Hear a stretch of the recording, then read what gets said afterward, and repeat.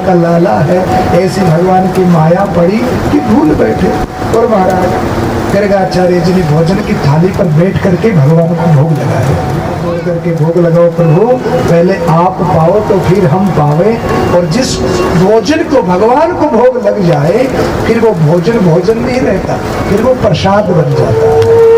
महाराज गर्गाचार्य जी ने भगवान को भोग लगाया। ना प्याया शीत अंतरिक्ष भगवान ने सुना, हो बाबा जी भोग लगा रहे हैं। ठाकुर जी घुटमन घुटमन चलते हुए आए और खीर उठा करके खाई बैठे। गर्गाचार्य जी ने आंखें खोली, अरे यशोदा देख, तेरे लाला ने मेरी थाली को जूठा कर दिया। यशोदा कहे, बाबा बड़ो शैतान हो गए, जब से घुटमन घुटमन चलते। रुको, मैं दूसरी थाली में भोजन लाती हूँ। ठाकुर जी को दूर बिठाया, मैया दूसरी थाली में भोजन लेकर के आई। गर्गाचार्य जी ने फिर भोग लगाया। सरकरा खंड खाद्यानि दधि क्षीर घृतानि च आहारं भक्ष्य भोजम च नैवेद्यम प्रतिगृह्यता। प्रभु आइए और आकर के भोग लगाइए। श्री ठाकुर जी ने कहा, बाबू बड़ो गजब को है। पहले तो मंत्र बोल करके बुलाता है और मैं जाता हूँ तो मैया को शिकायत लगाता है। भगवान गुटमन गुटमन चलते हुए फिर आए, फिर खीर खाने लगे। गर्गाचार्य जी ने आंखें खोली, ए यशोदा देखिए फिर आ गया। यशोदा मैया ने कही, बाबा देखो ना, इतनी दूर बिठाया फिर भी आ गया। बाबा बाप करे, अभी ये भी तीसरी थाली में भोजन लाओ। ठाकुर जी को उठाया और एक छोटे से कमरे में बंद करके खूंटी लगी। अब देखो कैसे निकलेगा। अब भोली भाली मैया, इसको ये मालूम ही नहीं है, जिसके आगे कंस के बड़े बड़े कारागृह के दरवाजे खुल गए तो तेरी खूंटी उनको क्या रोकेगी। तीसरी थाली में भोजन लेकर के आए। अब गर्गाचार्य जी ने फिर आंखें बंद करके भोग लगाया कि राम कया सुख उपजे। हाँ, ये भगवान को भोग लगाने को मंत्र है, याद कर लेना। जब भी भगवान को भोग लगाओ तो ये बोल देना। क्या बोलना है कि राम कया सुख उपजे और कृष्ण कया दुख जाए।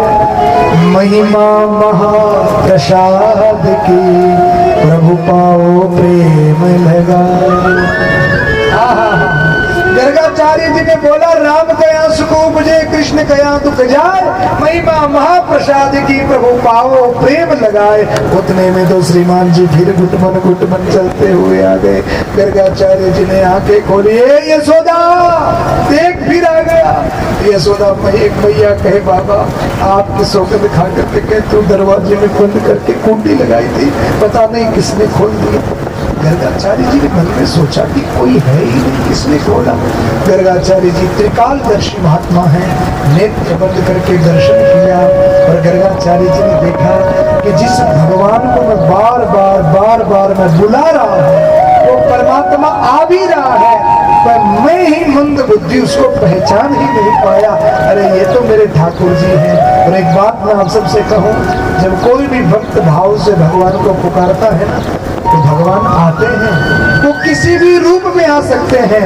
संतों ने कहा, न जाने किस रूप में नारायण मिल जाए। भगवान आए, गर्गाचार्य जी ने गोद में बिठाया, गोद में बिठा करके खीर खिलाई। माता यशोदा ने सोची कि ये बाबू तो कहीं पागल वागल लगता है, इतनी देर तो शिकायतें कर रहा था और अब खुद से ही खिला रहा है। और दिव्य झांकी का दर्शन किया। गर्गाचार्य जी ने भगवान का नामकरण संस्कार कर दिया। जग में सुंदर है दो नाम, चाहे कृष्ण कहो या राम। और महाराज गर्गाचार्य जी वहां से पधार गए। इधर मेरे ठाकुर जी थोड़े थोड़े बड़े होने लगे और अनंत लीलाएं हैं मेरे ठाकुर जी महाराज की। हरि अनंत हरि कथा अनंता।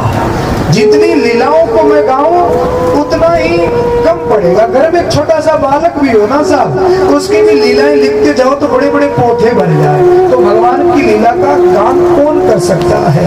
भगवान थोड़े से बड़े हुए, 2.5 वर्ष तक भगवान गोकुल में रहे। कितने वर्ष तक बोलो ना, 2.5 वर्ष तक गोकुल में रहे।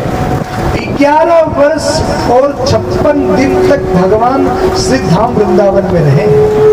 और 20 साल भगवान मथुरा में रहे और 95 वर्ष भगवान द्वारिका में, 95 वर्ष की द्वारिका लीला, 20 वर्ष की मथुरा लीला, 2.5 वर्ष की गोकुल लीला है भगवान की। और गोकुल में रहते हुए भगवान ने एक लीला की है और इस लीला का नाम, वैसे तो अनंत लीलाएं हैं, भगवान ने मिट्टी खाने के बहाने माँ को ब्रह्मांड का दर्शन करवा दिया। एक बार भगवान के घर, वहां मैया यशोदा के घर जब श्री ठाकुर जी 2 साल के थे तो मैया यशोदा के घर गाय तो बहुत थी पर माँ के घर एक बहुत बड़ा विशालकाय बेल भी था। एक दिन वो बेल बैठा था, बलराम जी ठाकुर जी से थोड़े बड़े हैं, ठाकुर जी 2 साल के हो गए, वो बेल बैठा था। उस बेल के इतने लंबे लंबे सींग, श्री ठाकुर जी और बलराम जी ने जाकर के उस बेल के सींगों को पकड़ लिया। सींग को पकड़ करके दोनों भैया हिलाने लगे, झगड़ बिलोड़ो खड़ती छाछ। उस बेल ने बेचारे ने थोड़ी देर तो सहन किया, पर कब तक सहन करता। वो बेल दोनों भाइयों को लेकर के खड़ा हो गया। अब दोनों भाई सींग के लटक गए, मैया बचाओ बचाओ बचाओ। बेल चमक गया, बेल इधर उधर दौड़ने लगा और दोनों भाइयों को ले जा करके गोबर में पटक दिया। अब मैया आई, ढूंढते ढूंढते दोनों भाई मिले कहाँ पर, बोलो ना, गोबर में मिले। मैया ने ठाकुर जी को गोबर से बाहर निकाला और मैया ने ठोडी पकड़ करके लाला। जब देखो तब कचरे में गोबर में मिलता है, पिछले जन्म को सुअर धो क्या। मैया ने कहा, रे मैया, ठाकुर जी ने कहा, रे मैया तुमने तो ठीक ही पहचानी, हम पिछले जन्म में शुक्र ही थे, भगवान ने 12 है अवतार लिया था। अरे मैया तू तो बड़ी जानी का ठीक पहचानी मैया तुमने मारा। ऐसी ऐसी अद्भुत लीला, और इन सारी लीलाओं को प्रणाम करते हुए मैं गोकुल की एक बहुत सुंदर लीला है भगवान की, उस लीला में आप लोगों को लेकर के चलो। ध्यान देना मेरे भाई बहन, भगवान की एक एक लीला कुछ न कुछ हमको संदेश मैसेज देती है। एक लीला है भगवान की, उस लीला का नाम है दामोदर लीला। 2.5 वर्ष की उम्र में भगवान की दामोदर लीला। कैसी लीला है? बोले भैया मैया बैठे बैठे बिलोना कर रही है और उस समय गोपाल ने आकर के मैया से कहा, मैया मैया, तुतलाती भाषा में कहा, मैया भूख लगी है, दूध पीना। मैया ने कहा, लाला थोड़ा सा बिलोना कर लो, बाद में दूध पिला दूंगी। नहीं भैया मुझे पहले दूध पीना है। अरे लाला बिलोना बीच में छोड़ दूंगी ना तो घी नहीं निकलेगा, फिर थोड़ा इंतजार कर। अब वो इंतजार कहाँ करने वाले थे। अरे लाला देख सामने चूल्हे पर दूध गर्म हो रहा है, गर्म होने दे फिर मैं तुझे दूध पिलाऊंगी। भगवान ने देखा कि अच्छा मैया तो मेरे से ज्यादा प्रेम तो बिलोने से करती, मेरी तो कोई फिक्र नहीं। श्री ठाकुर जी रसोई में गए, धीमी धीमी आंच पर दूध गर्म हो रहा था। भगवान ने जाकर के 2-4 लकड़ियां और ठूस दी, आग तेज हो गई, दूध उफनने लगा। ए भैया भैया देख दूध उफन रहा है। मैया ने देखो दूध उफन रहा, बिलोना छोड़ा, बीच में गई, जाकर के दूध को नीचे उतारा। श्री सुखदेव भगवान कहे, परीक्षित ये दूध नहीं उफन रहा, माता यशोदा का पूत उफन रहा है, अब बड़ा हो रहा है। अब भगवान ने मैया से कहा, मैया अब तो दूध पिला। मैया ने दूध नीचे उतारा। ध्यान देना मेरे भाई बहन, ये दूध कोई साधारण नहीं था। नंद घर में रोज 10,000 गवों का दोहन होता है।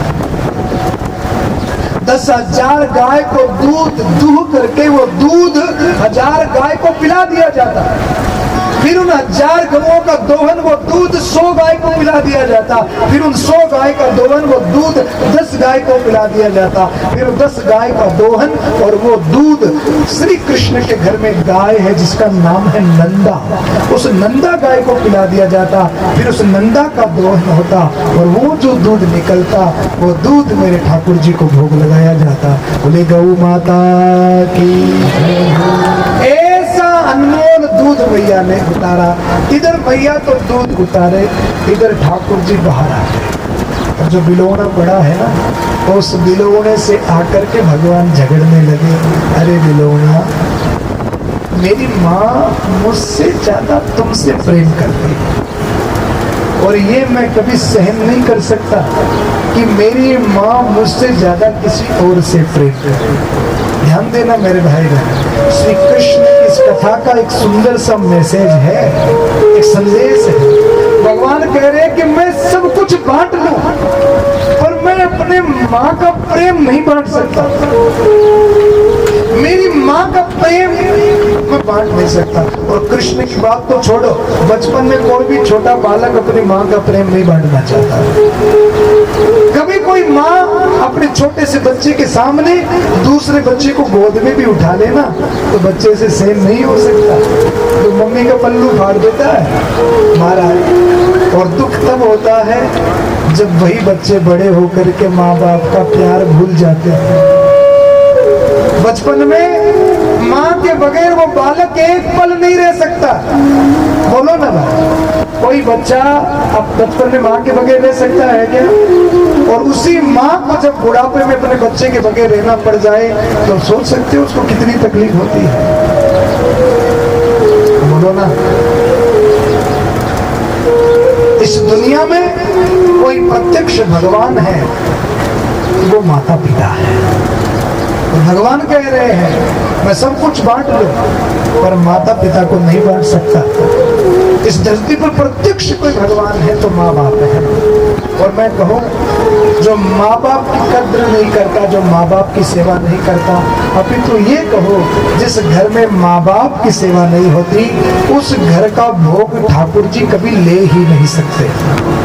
और मैं आप लोगों से भी कहूँ, तुम किसी के भी घर का पानी पी लेना, तुम्हारा कोई धर्म नष्ट नहीं होगा। पर जिस घर में माँ बाप की सेवा नहीं होती हो ना, जिस घर में माँ बाप रोते हो, उस घर का कभी पानी मत पीना साहब, वरना तुम्हारा भी सब कुछ नष्ट हो जाएगा। जिस घर में माँ बाप की सेवा न हो, उस घर का पानी मत पी लेना, क्योंकि उस घर का पानी पिया तो तुम्हारा भी सब कुछ, उसका तो नष्ट होना ही होना है। तय है ये बात। माँ बाप से बड़ा कौन हो सकता है?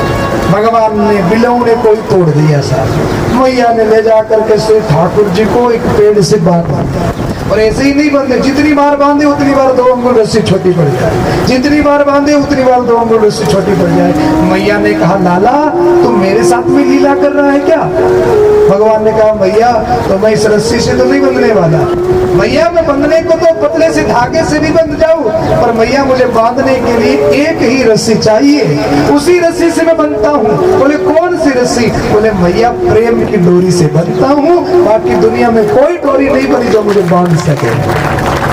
प्रेम का भूखा हूं मैं, प्रेम ही बस सार है, और प्रेम से मुझको भजे तो भव से बेड़ा पार है। और कोई रस्सी नहीं बनी मैया जो मुझे बांध दे।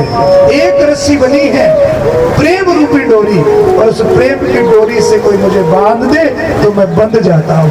कभी हरिद्वार गीता बन गए हो भाई? बोलो ना।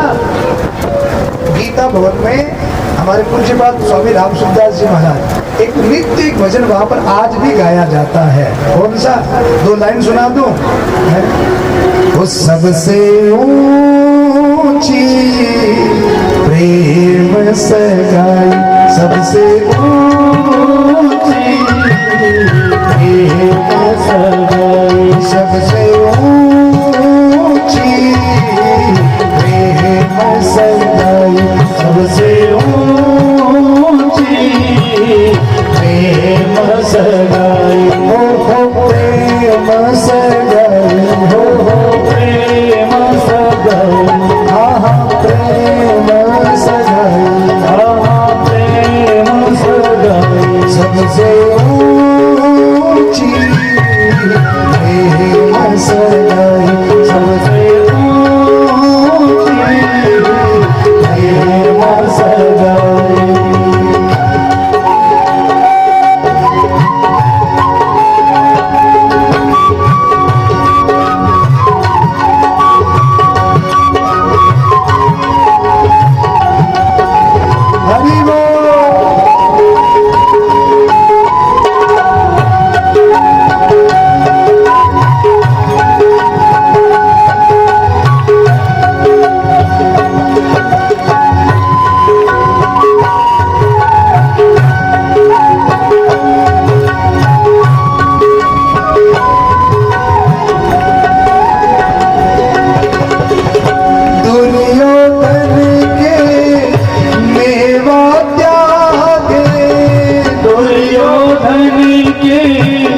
मेवा त्यागे, दुर्योधन के मेवा त्यागे, दुर्योधन के मेवा त्यागे, साग विदुर गर खाई,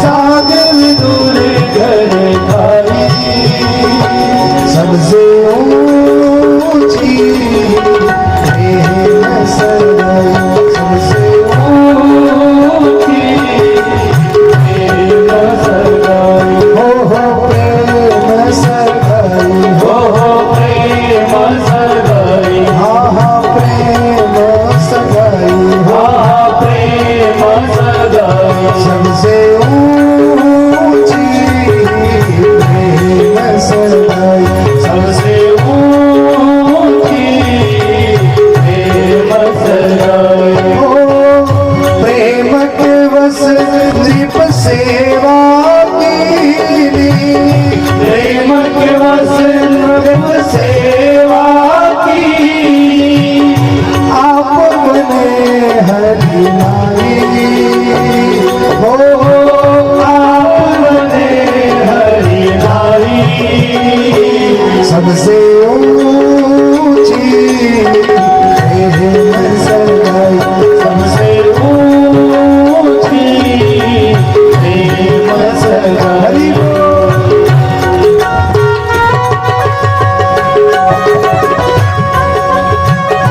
बोलिए राधा रमण लाल की जय हो।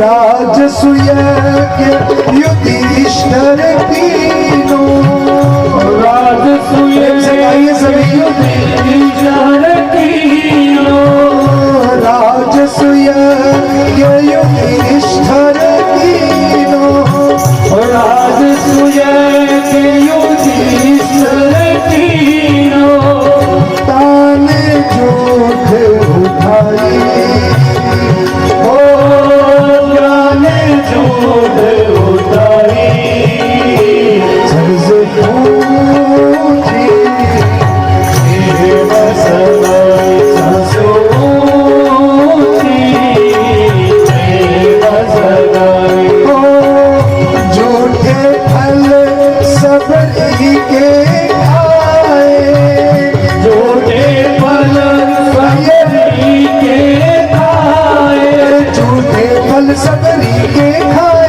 झूठे फल सबरी के खाए, झूठे फल सबरी के खाए, झूठे फल सबरी के खाए, प्रेम विवश रघुराई, हो प्रेम बस रघुराई, सबसे ऊंची प्रेम सगाई, सबसे ऊंची प्रेम सगाई, ओ प्रेम के बस अर्जुन रथ क्यों, प्रेम के वस अर्जुन रथ क्यों, भूल गए ठकुराई, ओ भूल गए ठकुराई, सबसे ऊंची प्रेम सगाई, सबसे ऊंची प्रेम सगाई,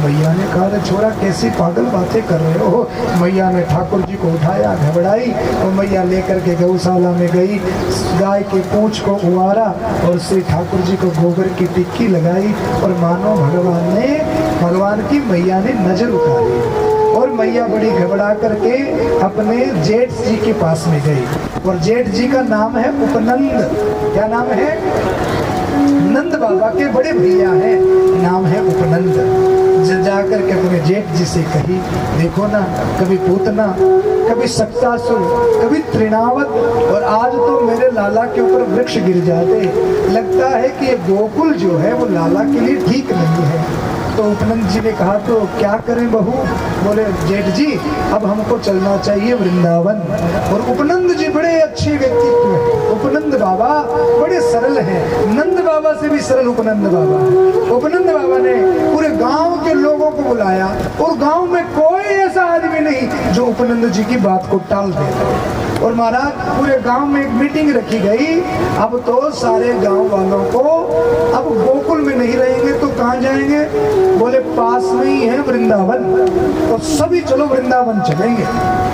एक बालक की रक्षा के लिए पूरा गांव छोड़ने को तैयार है। और सभी लोग कहाँ जा रहे हैं गोकुल छोड़ करके? बोलो ना,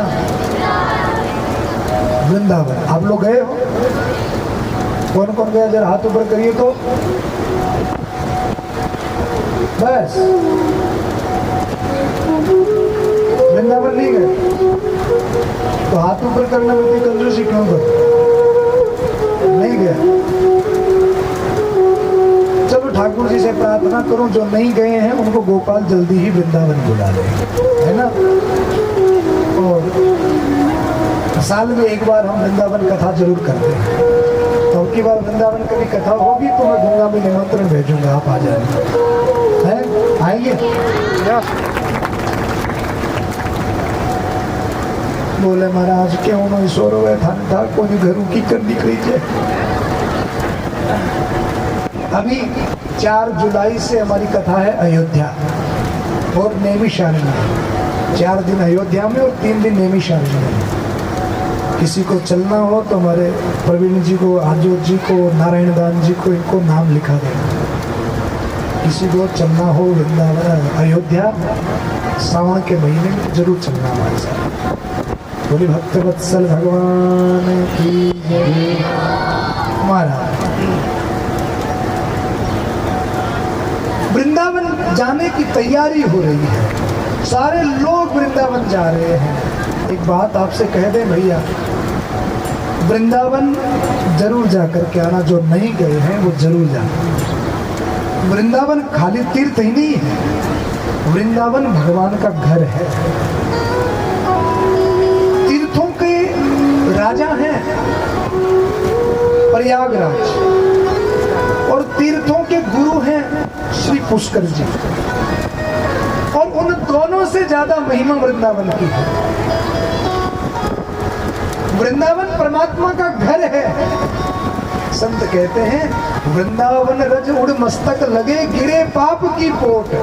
वृंदावन रज मस्तक लगे, मति कर जो कोई ओट। आहा, वृंदावन की महिमा बड़ी अपरंपार है। वृंदावन में 3 चीजें ओरिजिनल है।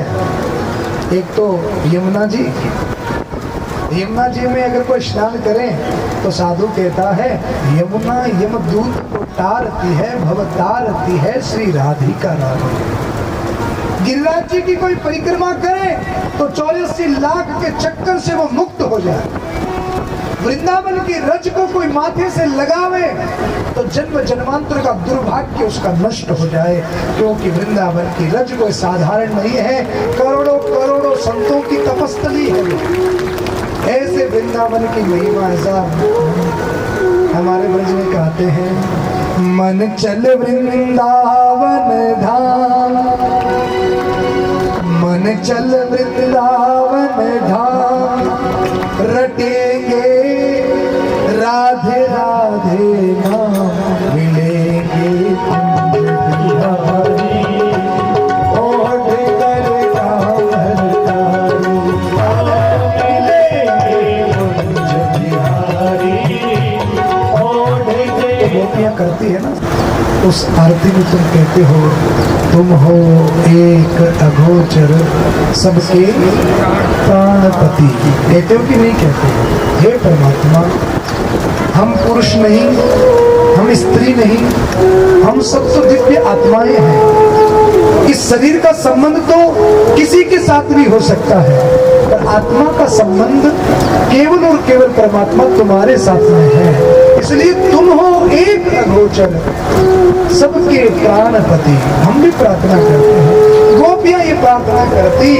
एक दिन गोपियां यमुना जी में स्नान कर रही थी, श्री कृष्ण ने नहाती हुई गोपियों के वस्त्रों को चुरा लिया और पेड़ पर बैठ गए। गोपियों ने देखा कि आसपास वस्त्र नहीं दिखाई पड़े, लज्जा आने लगी। गोपियों ने देखा कि कृष्ण ने वस्त्रों को चुरा लिया। गोपियों ने कहा, लाला हमारे वस्त्रों को दे दे, हमें घर जाना है। भगवान ने कहा कि तुम जिस अवस्था में हो उसी अवस्था में मेरे सामने प्रकट हो जाओ तो तुम्हें वस्त्र दे दूं। तो गोपियां श्री कृष्ण के सामने प्रकट हुई और भगवान ने उनको वस्त्र दिए। ऐसी कथा आती है। अब एक प्रश्न खड़ा होता है। पहला प्रश्न मेरा आपसे है कि आप सब लोग हिंदू हो, बोलो ना, सनातनी हो। अब आपसे कोई पूछे कि भैया आप लोग कृष्ण की पूजा करते हो, कृष्ण को मानते हो, उस कृष्ण की पूजा करते हो जिस कृष्ण ने नहाती हुई गोपियों के वस्त्रों को चुरा लिया, चुराया ना, ऐसी कथा आती। उस कृष्ण को तुम मानते हो, उस कृष्ण को तुम पूजते हो जिस कृष्ण ने नहाती हुई गोपियों के वस्त्रों को चुरा लिया, वो तुम्हारा भगवान है। क्या भगवान का ऐसा काम होता है? भगवान ऐसा काम करते हैं? अरे ये काम तो कोई छिछोरा, कोई बिगड़ा हुआ आदमी ही ऐसा काम कर सकता है जो नहाती हुई स्त्रियों के वस्त्रों को चुरा ले। भगवान क्या ऐसा काम करेंगे? क्या ये भगवान का काम है? देखो, अगर कोई आपसे ये पूछे तो शायद बहुत कम लोग होंगे जो इस बात का ठीक से जवाब दे पाएंगे। भागवत की कथा समाधि भाषा की कथा है। जब तक इस कथा को गुरु मुख से न सुना जाए तब तक ये कथाएं समझ में नहीं आती है। इसलिए थोड़ा सा ध्यान लगा करके इस चीर हरण लीला को समझना। भगवान ने गोपियों का चीर हरण किया तो हमें ये समझना है कि यहाँ पर गोपी कौन है और चीर कौन सा चीर भगवान ने चुरा है। श्रीमद् भागवत में गोपी किसे कहा है, सबसे पहले तो इस बात को समझना। गोपी किसी स्त्री का नाम नहीं है। जहां गोपियों की बात आई, हमारे मन मस्तिष्क में एक प्रतिबिंब बन जाता है, एक चेहरा बन जाता है, एक रूपरेखा बन जाती है स्त्री की।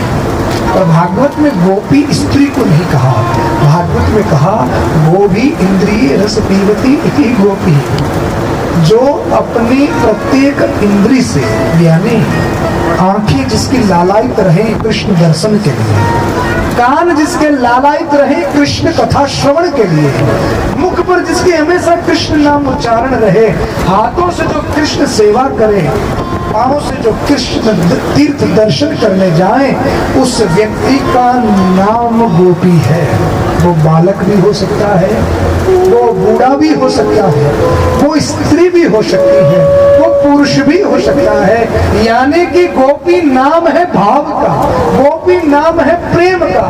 जो हृदय से कृष्ण से प्रेम करता है उसका नाम गोपी है। मेरे भगवान शंकर भी गोपी है क्योंकि वो गोपेश्वर बन करके आए हैं। जो कृष्ण से प्रेम करता है वो गोपी है। अब प्रेम करने वालों का भगवान ने चीर हरण किया, क्योंकि प्रेमी प्रार्थना कर रहे हैं कि प्रभु आप अपनाओ। और भगवान कब अपनाते हैं? भगवान ने चीर हरण किया। चीर हरण क्या है? बोले महाराज, भक्त और भगवान के बीच में एक पर्दा है, एक प्रतिबिंब है, एक ओरा है, एक झिल्ली है जिसका नाम है माया। और ये चीर कौन सा है? बोले ये पर्दा है माया का, ये चीर है माया का, जिसकी आंखों पर ये पट्टी बंधी होती है ना, गोविंद सामने खड़े हो तो भी दर्शन नहीं हो पाता। माया की पट्टी पड़ी हो आंखों पर तो भगवान की भक्ति में मन नहीं लगता है।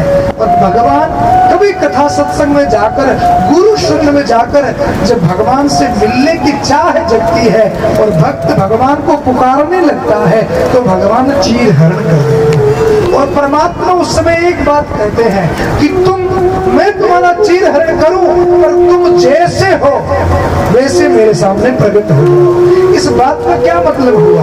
भगवान कहते हैं दुनिया में तुम खूब मुखौटा चढ़ाना, तुम्हारा मुखौटा चल जाता है। आज का आदमी जो दिखता है वो होता नहीं, जो होता है वो दिखता नहीं। अंदर से कुछ, बाहर से कुछ, सोचता कुछ है, बोलता कुछ और है और करता कुछ और ही। हाँ, हम सोचते कुछ हैं, बोलते कुछ और हैं और करते कुछ और हैं। इतना मुखौटा चढ़ा करके आज का आदमी चलता है कि जल्दी से किसी आदमी को पहचान पाना बड़ा मुश्किल है। भगवान कहते हैं कि ये तुम्हारा मुखौटा दुनिया के आगे तो चल जाएगा पर मेरे आगे नहीं चलेगा। इसलिए मैं तुझे तभी स्वीकार करूं तू जैसा है वैसा मेरे सामने प्रकट हो जाए। हमारे पूज्य बात राम सुखदास जी महाराज भजन गाते थे, नाथ में थारो जी थारो, कामी कुटिल केसो भी, हे परमात्मा मैं तुम्हारा हूँ, तुम जैसे हो वैसे मेरे सामने प्रकट हो जाओ। गोपियों से ही भगवान ने ये कहा, गोपियों मेरे सामने छल छिद्र नहीं चलने वाला, लो मैं तुम्हारा चीर हरण कर दूं। यानी कि ये माया का पर्दा तुम्हारे और मेरे बीच में है, इस पर्दे को मैं हटा दूं, और शर्त ये है कि तुम जैसे हो वैसे मेरे सामने आकर के प्रकट हो जाओ, तो फिर देखो मैं तुम्हें दर्शन देता हूँ। गोपियों ने अपना सर्वस्व अर्पण कर दिया और गोपियां श्री कृष्ण के सामने जैसी थी वैसी प्रकट होगी। और भगवान कहते हैं तुम जैसे भी हो मेरे सामने आ जाओ, मैं तुम्हें स्वीकार कर लूंगा, मैं तुम्हें स्वीकार करने के लिए बाध्य हूं। और भगवान ने उन गोपियों को स्वीकार कर लिया, वो माया का पर्दा हटा दिया और भगवत स्वरूप का दर्शन उन गोपियों को हुआ। बोले कृष्ण कन्हैया लाल की जय। चीर हरण लीला हुई, भक्त और भगवान एकाकार हो गए। और महाराज इस लीला के थोड़े समय पश्चात भगवान की एक सुंदर सी लीला होती है, 1 साल बाद होती है। उस लीला का नाम है गोवर्धन लीला।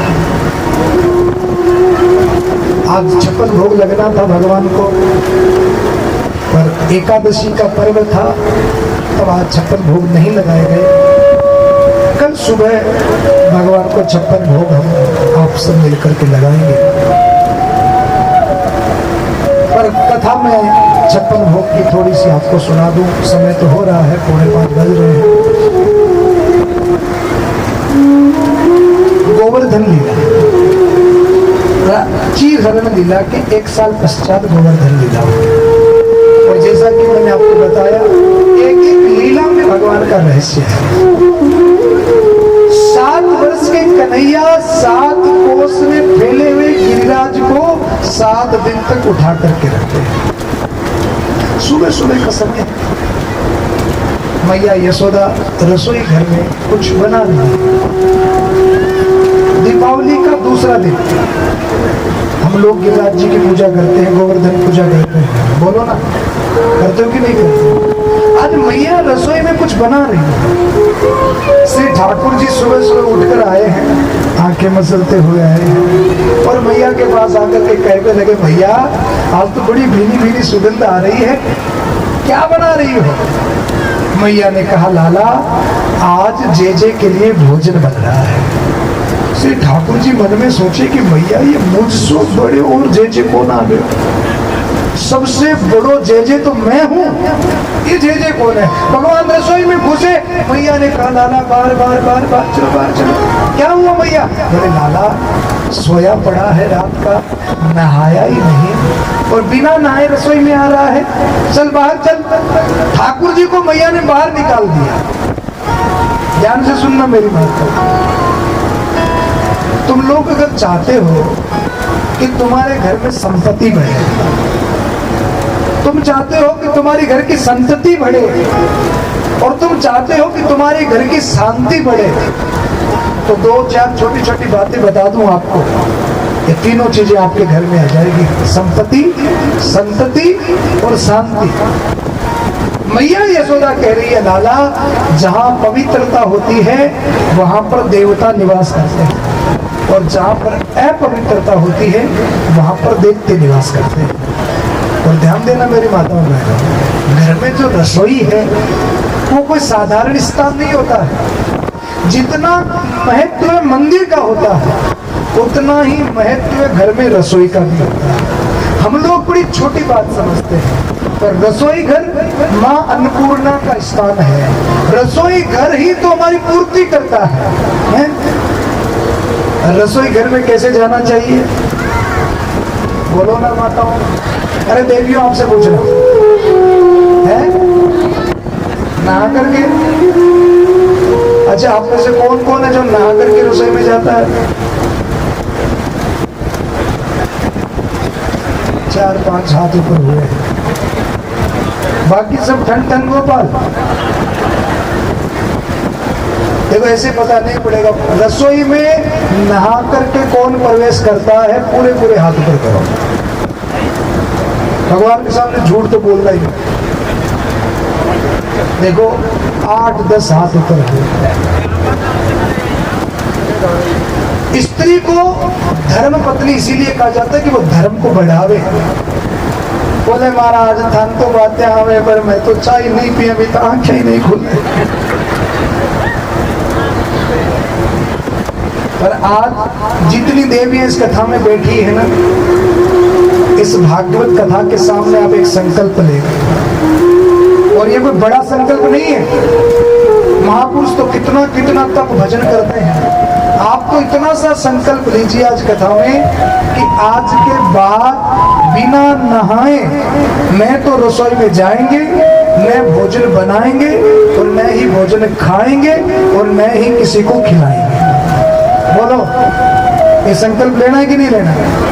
आज के बाद कितना टाइम लगता है? उठे और एक बाल्टी पानी शरीर पर डालने में कितना समय लगता है?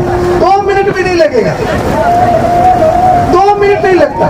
उठते ही सबसे पहला काम क्या करना है? स्नान करना है, नहाना है।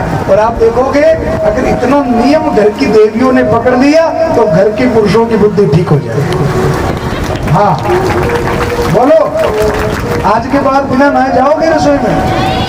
कैसे जाना है? बोलो ना माता। ऐसे नहीं मानने वाला मैं, बड़ा जिद्दी आदमी हूँ। अब बड़ा हाथ ऊपर करके बताओ कौन कौन इस नियम का पालन करेगा? अरे पीछे वाली माताओं आप भी हाथ ऊपर कर देना। ठीक है, सबका हो गया। और सुनो, बिना नहाए रोटी नहीं बनानी है। नहा करके रसोई में जाना, रोटी बनाना और रोटी बना करके फिर ठाकुर जी को भोग लगाना। बिना ठाकुर जी को मोटे और भी थाड़कियों ले रहा जावे नहीं, रोटी नहीं खाना।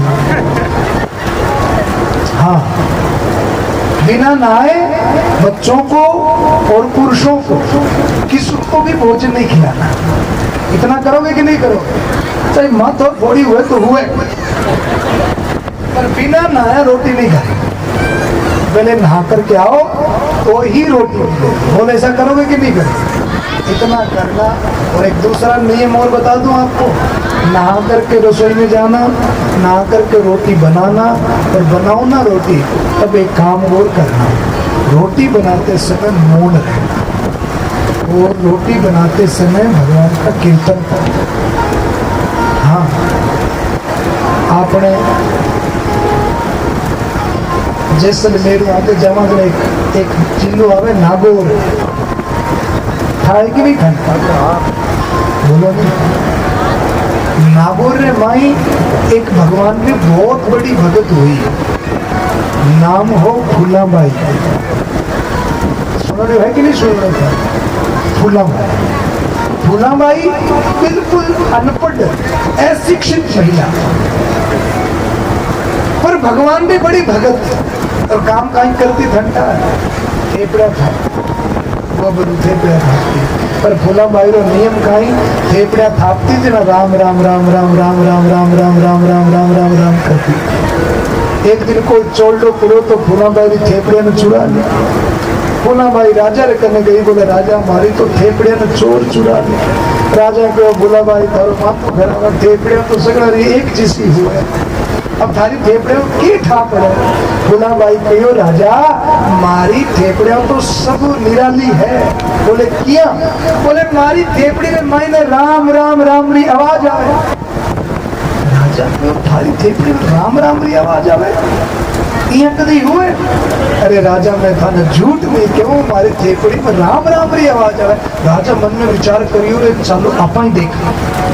फूलाबाई रे सागे राजा खुद आयो चोर के घर गया और थेपड़ी ने उठा उठा राजा कान रे लगाई तो राजा तो हक्को बक्को रे थेपड़ी रे मायने राम राम राम राम री आवाज आवे। राजा कहो रे फूलाबाई ये तो बड़ा भगत हो थेपड़ी रे मायने राम राम री आवाज आवे। राजा तो फूलाबाई रे चरणा रे मायने लोटपोट हो गयो। राजा कहो फूलाबाई आज थे मारा गुरु। फूलाबाई पे कोई बात नहीं कानिया मानिया गुर तू चेलोर में गुर। और महाराज फूलाबाई राजा ने मंत्र दे दिया राम रो नाम दे दिया। राजा को महाराज मंत्र दे दियो सोड़ा थे मारे घर पधार पगलिया और मारी राणा है बात नहीं मंत्र दे। फूलाबाई के राजा थे घर चालो मैं थोड़ा सी थेपड़ी गोबर है जो पूरा एडे लगाना हूँ ला रही छे। राजा घर गयो ना अपनी राणा ने जार कहो कि सुनो आज मारा गुरुजी आवेला तो थोड़ी फूल माला लाओ गुरुजी ने पगलिया करो थोड़ो गुरुजी रो स्वागत करया। इन फूलाबाई थेपड़िया थापे और महाराज नागौर साइड में आज भी अगर थे गाँव में जाओ तो माताओं बहना आज भी घुटना तक गागरो रहा और इतना भी कई कड़वा सा पेरुड़ा रखा आता रहता। फूलाबाई थेपड़ा थापता थापता महाराज गोबर ही पगारे माई हो गया हाथ रे भी गोबर लागो बीच बीच में पसीनो पूछे माथे गोबर उलाड़ने और मारा थेपड़ा थापता थापता 12 बज गई। फूलाबाई को आज तो राजा रे घर जावणो और आपा तो मोड़ो कर दियो अब हाथ पग धोवाना तो और मोड़ो होएगा। अब गोबर में लत पत फूलाबाई राजा रे घर गई। राजमहल रे मैंने पेड़िया पर थप थप थप थप करती चढ़ गई। ऊंचे सिंहासन पर राजा बैठा सेना नायक मंत्री संतरी राणा सब फूलारा हार लिया खड़ी। राजा रा गुरुजी आवेला कोई बहुत बड़ा कोई संत महात्मा श्री श्री 1000 नासी राणा से गई फूलारी माला लेवड़ी खड़ी। इन फूलाबाई आई गोबर लथपथ हुईड़ी।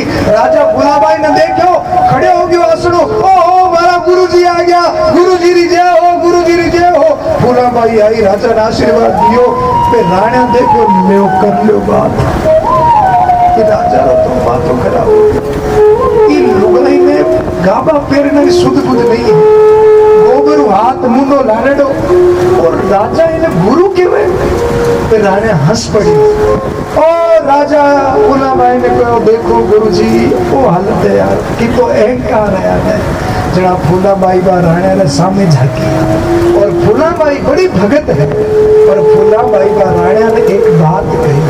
फूलाबाई काई कहो फूलाबाई को राणा सुनो गेणो गांठो तनरी शोभा गेणो गांठो तनरी शोभा काया काचो भांडो मन देख कर काई हसोए राम भजोए।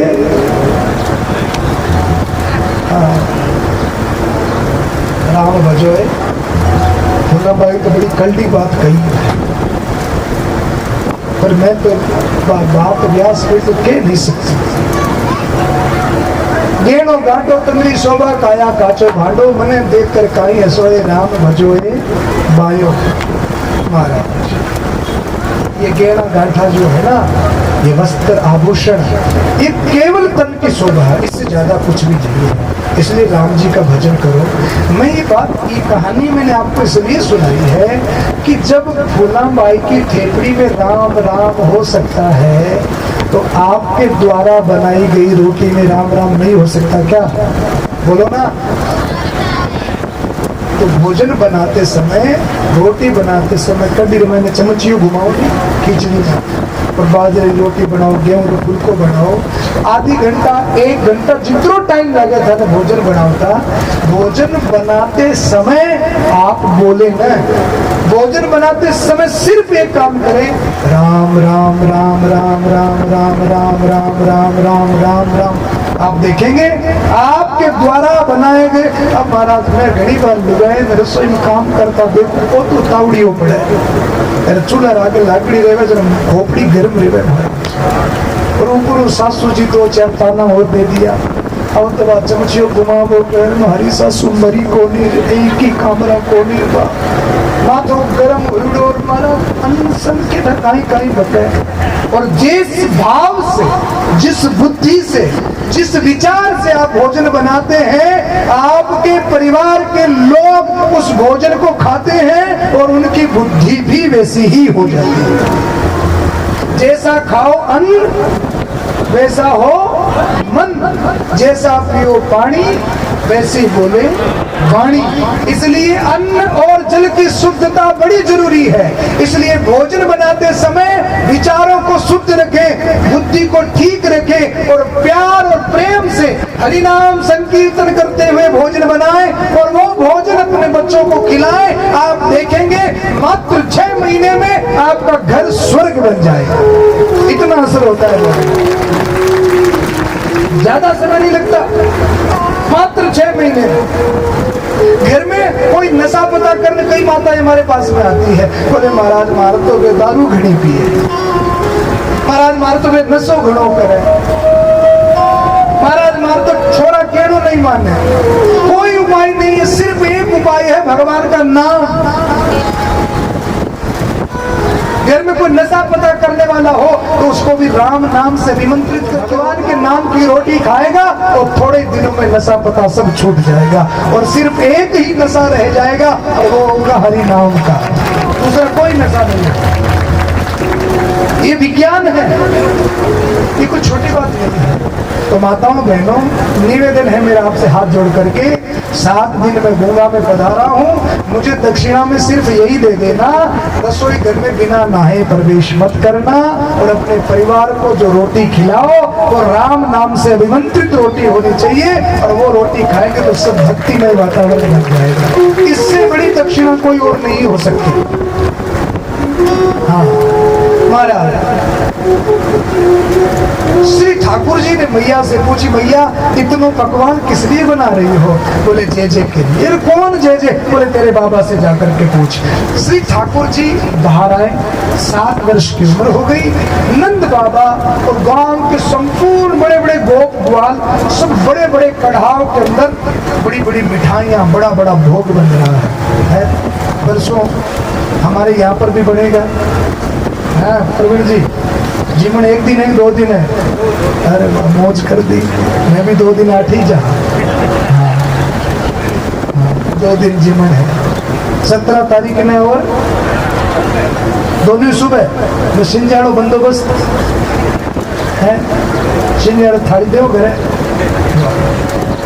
एक देव काम थोड़े चले गए। द्वारिकाधीश की पूरा आप सभी लोगों का ही तो भोजन है, आप ही खाने वाले और आप ही खिलाने वाले और ठाकुर जी की कृपा है। तो आपने भी परसों कढ़ाव चढ़ाएला, खूब माल भोग भोट खावाला, 2 दिन भजन कर लो, पच भोजन कराना। भगवान बाहर आए, बाहर आकर के देखा तो बड़े बड़े कढ़ाव के अंदर में माल बन रहा है। आकर के पूछा, बाबा क्या हो रहा है? नंद बाबा ने कहा, लाला प्रजन्यो भगवान इंद्र। लाला हमारा एक भगवान है जिसका नाम है इंद्र। इंद्र की पूजा करते हैं 56 भोग लगा करके। अच्छा फिर क्या होता है? बोले लाला फिर वर्षा होती है। बाबा फिर क्या होता है? फिर खेतों में अन्न धन उगता है और खेत खलियान हरे भरे होते हैं, हमारे घरों में अन्न आता है। नंद बाबा ने ये बात कही, श्री ठाकुर जी ने कही, बाबा हम इस बात को नहीं मानते। क्यों? और महाराज श्री कृष्ण कह रहे हैं जो बात भगवान ने अर्जुन को गीता में कही। गीता में जो बात अर्जुन को कही वही बात से ठाकुर जी 7 वर्ष की उम्र में अपने गांव के लोगों से कहते हैं। अर्जुन को तो गीता बहुत बाद में सुनाई। आप लोगों को पता है भगवान ने श्री कृष्ण ने अर्जुन को गीता सुनाई तो भगवान की आयु कितनी थी? श्री कृष्ण ने किस उम्र में अर्जुन को गीता सुनाई? उस समय श्री कृष्ण की आयु थी 85 वर्ष। 85 वर्ष की उम्र में श्री कृष्ण ने अर्जुन को गीता सुनाई और वो जो गीता में भगवान ने कहा 7 वर्ष की आयु में गांव के लोगों से कहा। गीता में तो कह दिया कर्मण्येवाधिकारस्ते मा फलेषु कदाचन, और भागवत में कह दिया कर्मणा जायते जंतु कर्मण्येव विलीयते। बाबा जिस प्रकार एक किसान का काम है खेत में जाकर के हल चलाना, बीज डालना और 4 महीने मेहनत करना, उसी प्रकार उस इंद्र का भी काम है वर्षा करना। बाबा कर्मणा जायते जंतु कर्मणेव विलीयते सुखम दुखम भयम क्षेमम। तो परमात्मा न तो किसी को सुख देता है न किसी को दुख देता है, कर्म के आधार पर सबको फल की प्राप्ति होती है। बाबा आप 4 महीने हल चलाते होता है, पशु पक्षियों का, गवों का, जीव जंतुओं की क्या हालत होती है। इस गर्मी में खेत में खलियानों में और गांव की गलियों में डोलते हुए कभी पशुओं को देखना उनकी आंखें जल रही होती है। पानी के बगैर भूखे प्यासे पशु पक्षी चिड़िया मर जाती है। इसलिए सनातन धर्म में घर घर के ऊपर छतों के ऊपर वो पानी के ठिंगालिए भर करके रखे जाते, बर्तन भर के रखे जाते हैं। हर घर में होना चाहिए। अभी गर्मियां शुरू हो गई ना, मैं कहता हूँ इससे बड़ा कोई पुण्य हो ही नहीं चाहिए, हो ही नहीं सकता। हर घर की छत पर दाने हो और हर घर की छत पर पक्षियों के पीने के लिए पानी हो, इससे बड़ा कोई भंडारा नहीं हो सकता। गांव के खोड़ के अंदर खेल बनी है और वो सब पानी से लबालब हो, उस गांव की समृद्धि निरंतर बढ़ती रहती है। इस गर्मी में उन पशु पक्षियों की क्या हालत हो रही होगी। हम लोग तो अंदर घुस जाते हैं, पता नहीं पड़ता, पर महाराज ये पेड़ ये पौधे ये सब इस धरती का प्रकृति का स्वरूप है। ये नदियां ये पहाड़ ये जीवन है। और भागवत कहती है एक आदमी अपने जीवन काल में एक पेड़ लगाता है ना, एक वृक्ष, तो उसको एक मनुष्य को जीवन देने जितना पुण्य प्राप्त होता है साहब। इसलिए हर आदमी को अपने हाथ से 2-5 बच्चों को, युवाओं को, बूढ़ों को, सबको अपने हाथ से 2-4 पेड़ जरूर लगाने चाहिए। और इससे भी एक कड़वी बात और कह दूं, हम लोग जब मरेंगे ना, हिंदू धर्म में जन्मे हैं, तो जलाने के लिए 8-10 कुंटल लकड़ी जरूर चाहिए। बोलो ना, इस शरीर को जलाया जाएगा तो 8-10 क्विंटल लकड़ी से कम काम नहीं चलेगा। वो लकड़ी किराए की होगी क्या? वो पेड़ किसने लगाया? तूने लगाया कि तुम्हारे बाप ने लगाया? किसने लगाया? वो भी उधार का लेकर के मरना है क्या?